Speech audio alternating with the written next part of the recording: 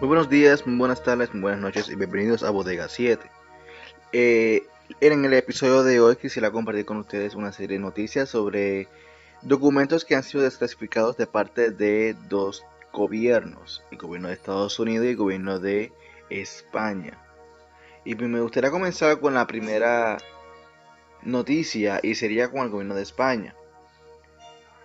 El caballero Vicente Juan Ballester Olmos, que es un ufólogo bien reconocido,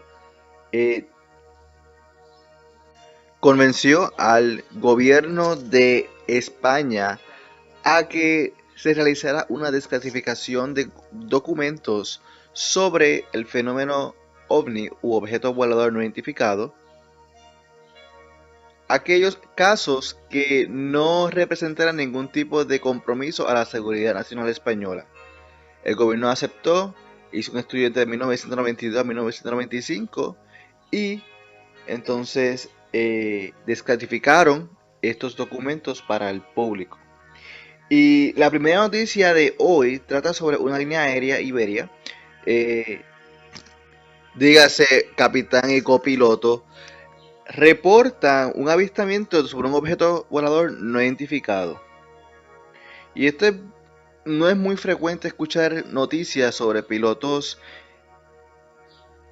reportando estos avistamientos porque no quieren sentirse de alguna manera amordazados, amedrentados o hasta intimidados. Y bueno, como vuelvo en el documento, básicamente este piloto es un comandante y fue capitán en el ejército de aire o el Air Force de España. 11 años en compañías aéreas, 2000 horas de vuelo, de las que 2500 son de DC-9 y 2500 son de Sabre. Fecha 24 de noviembre de 1976, 19:50 horas Zulu. Situación meteorológica: despejado, volando entre una débil capa de estrato. El Iberia 98 volaba por el radial 325 del VOR de Las Palmas a Flight Level 70, que son 7000 pies sobre agua. El Iberia 98 volaba por el radial 325 del VOR de Las Palmas a Flight Level 70, que son 7000 pies sobre agua, a 8.000 pies a 6.000 pies. La luz era blanca brillante, tamaño 2 veces y medio el tamaño de Venus, y el color era blanco. Número de objetos: 1. El Iberia No. El Iberia 90. No. El Iberia El Iberia 98 permaneció en cruce de posición aparentemente fija a las 3 del Iberia 98 durante algo más de un minuto. Descripción de la trayectoria. Ángulo de elevación. Al ser visto más. El Iberia 98 volaba por el radial 325 del VOR. Ángulo de elevación al desaparecer. Trayectoria descendente del Flight Level 80 a 68.000 pies a 6.000 pies. Línea de vuelo recta. El Iberia 98 volaba por el... Cuando el Iberia 98 hizo un viaje hacia el objeto. Duración de la observación: en total unos 3 minutos. Desde el suelo Sí. Desde el suelo no. En vuelo. El observador en movimiento. Sí. El observador en movimiento. No. El observador en... El observador. Situación y detalles. Es copia de su relato en original. Manuscrito. En el viaje de TCI a LPA con salida Alfa 1 en el radial 325 del VOR de Las Palmas a la distancia de 35 millas observé una luz muy potente a la una de mi posición que parecía una estrella no vista anteriormente por mí con esa intensidad. Al momento vimos una luz como se desplazaba hacia el avión en sentido de TCI, por lo que creímos que era un avión que pasaba controlado con toda la naturalidad del hecho normal en esta ruta. Avisé a Control Canarias, que tenía a la vista y estaba cruzándome con el avión en dirección a TCI y nivel 60 o 6.000 pies de altura. Control Canarias me dijo que no había tal avión y solicité posterior identificación del radar poniendo mi transponder en A0000 normal. El radar confirmó mi posición y no tener contacto con el otro avión por mí señalado. Insistí sorprendido de que el mencionado avión seguía a las 3 de mi posición y a unas 10 o 15 millas y lo seguíamos teniendo a la vista. La observación duró más de 1 minuto en una posición relativa, de las que 3 no era normal en un cruce casi frontal, por lo que viré a la derecha para tratar de identificar. Entonces vimos cómo se alejaba en dirección a TCI y unos destellos diferentes a los anticolisión del tipo convencional DC-9, etc. O del estrellador nuevo del modelo DC-10 de color amarillo-naranja y una cadencia nunca vista en mis 20 años como piloto. Damas y caballeros, y de inmediato seguimos con la segunda entrevista, y esta es del copiloto. El copiloto, mucha de la información va a ser casi igual, solo que vamos solamente a resaltar la diferencia. Número 6 dice: categoría de empleo segundo piloto, fue brigada de complemento del ejército de aire. Número 7 indica años de experiencia, son 5 años en la compañía, 5.600 horas de vuelo, 2.000 horas en polimotor. Usaba gafas, lentes de contacto, algún tipo de asistencia para visión. Él dijo que no. Fecha es la misma fecha, meteorología era igual, un objeto, no iba información, colesterol, todo permanece igual hasta el momento. Y aquí es que se pone bueno, gente. En situaciones y detalles, es copia de su relato manuscrito en el original, y ya leímos el del capitán. El copiloto dice: manteniendo a nivel 70 o 7000 pies de altura y a 25 millas náuticas aproximadamente del VOR de Las Palmas, vemos una luz blanca amarilla que nos pareció un tráfico. Así lo seguimos, pues su velocidad de acercamiento era normal, pero al llegar a las 3 de nuestra posición la velocidad de cruce decreció de forma no lógica. Llamamos al radar control preguntando si tenía algún tráfico a 60 nivel o 6000 pies de altura. Nos contestó que no nos confirmó que tenía contacto con nosotros y también con el tráfico a que nos referíamos. La situación meteorológica era la más clásica: capa de pequeños estratos 4000 pies con claros. Cuando la luz estaba a las 3 de nuestra posición, forcé mi vista para ver si era un barco, pero la luz pasaba por encima de las nubes claramente. En esos momentos iniciamos un pequeño viraje a la derecha y fue entonces que cuando la luz empezó a alejarse y en dirección a Tenerife. Así que, como pudieron escuchar, las experiencias y los relatos son diferentes. El capitán dice que torre de control les dijo a ellos que podían ver el avión, pero no podía ver el objeto a quien estaba refiriendo.